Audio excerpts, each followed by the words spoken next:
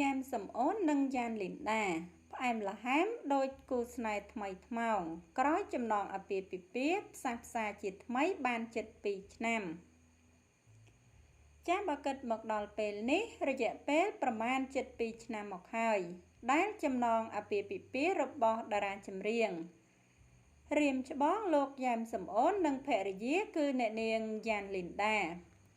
បានផ្សះផ្សាគ្នាវិញក្រោយបែកបាក់អស់រយៈពេលប្រមាណ9ឆ្នាំ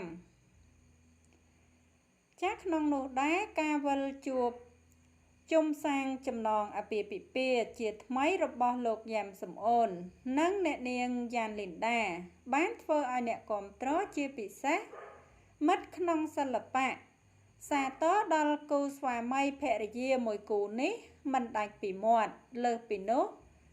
ក្រោយពីចំណងអាពាហ៍ពិពាហ៍វិលមកជួបជុំគ្នាជាថ្មីតារាប្រុសស្រីមួយគូនេះកាន់តែរឹតចំណងស្នេហ៍យ៉ាងស្អិតរមួតមិនចាញ់ស្នេហាក្មេងៗនោះឡើយ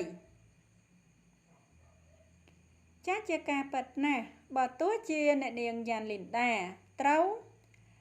ចេញចូលក្រៅប្រទេសជាញឹកញាប់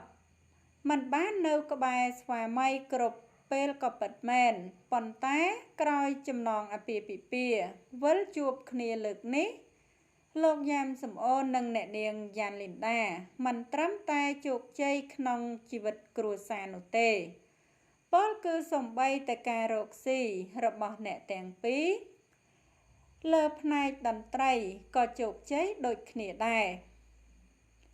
ជាងនេះទៅទៀតបើក្រឡេកទៅមើលកូនស្រីរបស់លោកយ៉ាំសំអូននិងអ្នកនាងយ៉ានលីនដាក៏កាន់តែមានក្តីសុខក្រោយឪពុកម្ដាយ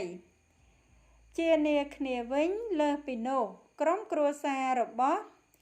សិល្បកររៀមច្បងទាំងពីររូបនេះក៏កំពុងធ្វើឲ្យអ្នកគាំទ្រនិងមិត្តភ័ក្តិលួចសរសើរពីសុភមង្គលរបស់ពួកគេផងដែរចា៎ហើយអត្ថបទព័ត៌មានដែលនាងខ្ញុំជម្រាបជូនខាងលើនេះចា៎គឺមានតែប៉ុណ្ណឹងចា៎សូមអរគុណសូមជម្រាបលា